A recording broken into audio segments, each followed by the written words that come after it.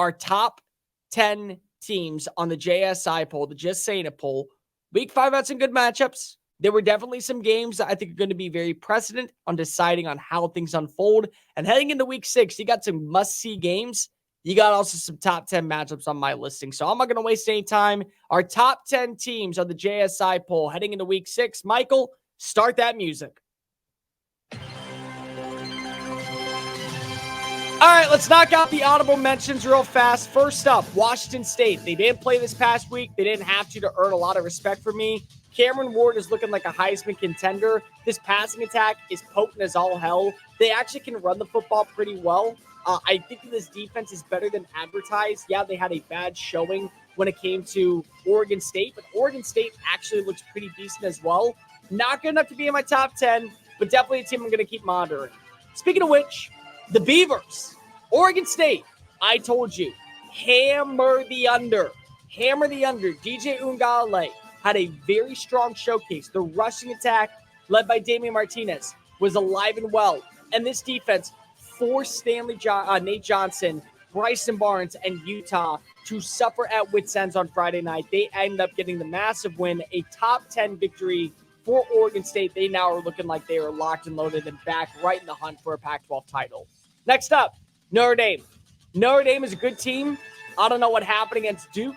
I think that they're able to kind of establish that culture. They have the quarterback in Sam Hartman, but there were a lot of miscues in this matchup, a lot of moments to where you're kind of dwindling your head. And thank God Audric Estime had the third element, and he basically went Super Saiyan on that final drive. They end up securing a victory and survive a scare in Durham. They keep their college football playoff hopes alive and well for another week. Next up, Alabama. Alabama's Alabama. I can't count them out. You just can't do it. Nick Saban is the GOAT at being able to respond in games that are must-see. Mississippi State, not a good team. Not a great day passing from Jalen Milroe, but from a rushing standpoint, yeah, he was really damn good. I mean, he rushed for, I think it was like 89 yards, 2 touchdowns, big breakaway, 53-yard run. It's enough for me to say that as this moment, Alabama is going to be able to find their way still in the hunt to potentially win the SEC West. And last but not least, Ole Miss. Ole Miss offensively, they're going to be one of the most dangerous teams in college football moving forward, whether it be Jackson Dart slinging the rock, Quinshon Junkins, Trey Harris, Sakari Franklin, Caden Priesthorn. Offensive line looked pretty decent. Defensively, they're going to have to win shootout fashion. I mean, they just do not have the talent. This was a back-and-forth game with LSU. It's a win. It's a win in Oxford. Yeah, you improved now to 4-1 on the year. But, man, this defense has got to get better. If they find a way to find a overall avenue, they're going to lose, and they're going to be like 9-3 on the year. Number 10, USC. I'm literally putting them here to shut you up. Offensively, they're great. They have the Heisman Trophy frontrunner in Caleb Williams. They have weapons on weapons on weapons on weapons. But here we go once again, seeing this team find a way to fall apart and not be able to sustain any bit of early success. They basically let Colorado make this interesting. And Colorado has a lot to play for, and I'm not taking anything away from the Buffaloes. Deion Sanders is building something promising up there. But my God, you can't use the excuse of Boulder. You can't use the excuse of the ambiance. You can't say that this was a feeble flaw on the pigeonhole to your way to success. You're just not a good defense. You just don't have it. And once again, Alex Grinch calling the plays is going to cost you not only a Pac-12 title, but a shot at the national championship with one of college football's greatest quarterbacks. We've seen it in a hot minute. Number 9, Oklahoma. This is the most slept-on contender in college football this year. They are. It's not that they methodically are able to beat you offensively. Like Dylan Gabriel still is putting up great numbers. They have a good rushing attack.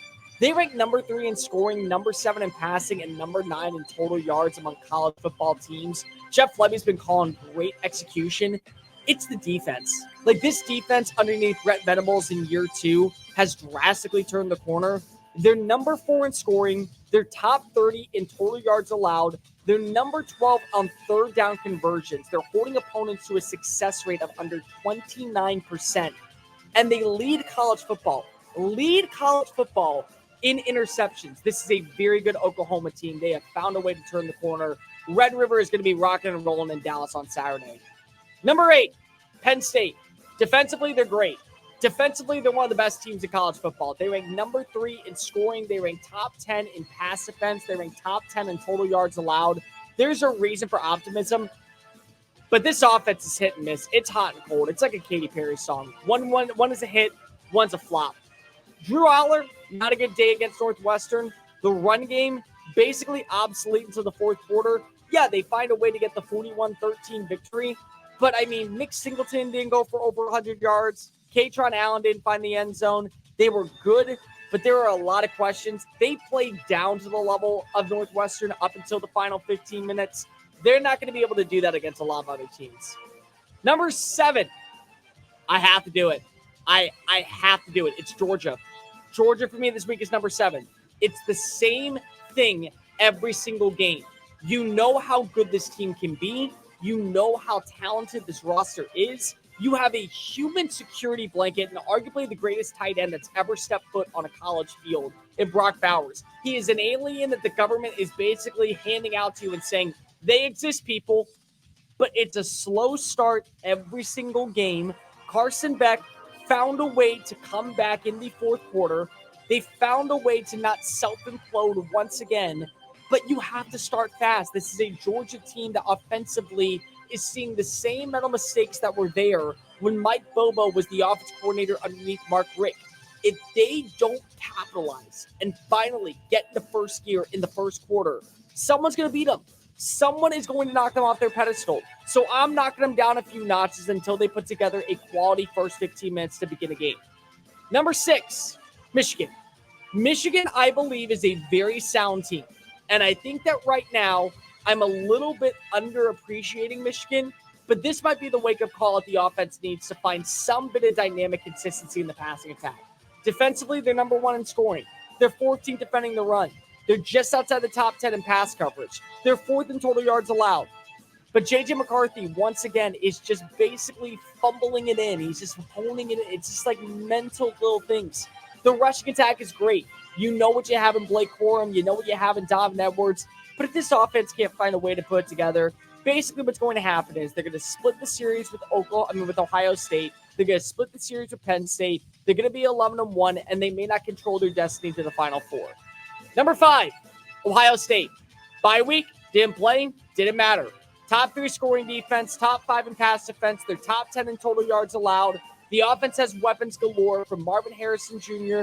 to Emeka Egbuka to Cade Stover. They're a good team. They're a sound team. They have one of the better wins this year against Ohio State.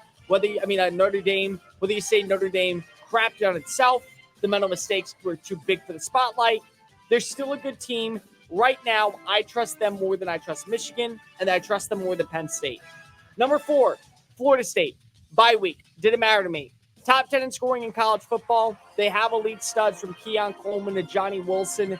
Jordan Travis is a very good quarterback. I get it. They fumbled the bag against Boston College, who once again won, but barely against Virginia. And they didn't pull up to their standard against Clemson.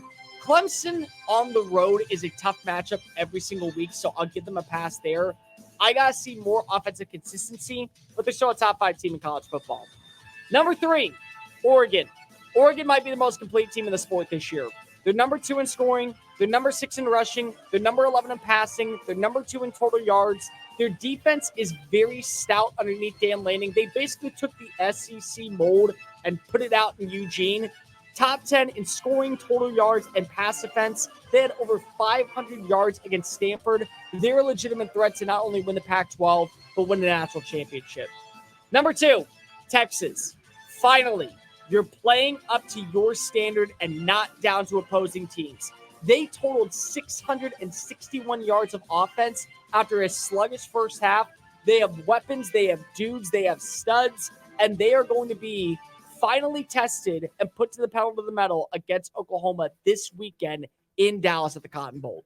But number 1 for me still is Washington. They're the number 1 in total offense. Their rushing attack got better this past week. Michael Penix Jr. still threw for over 300 yards. Their defense basically just had too many penalties. If they clear that up, in my opinion, they're the team to beat in college football. Hey guys, thank you so much for watching that video. Don't hit the X button yet. Make sure you hit subscribe to keep up with all of our daily content found on Just Saying It and anything else that we post on this channel. Bye.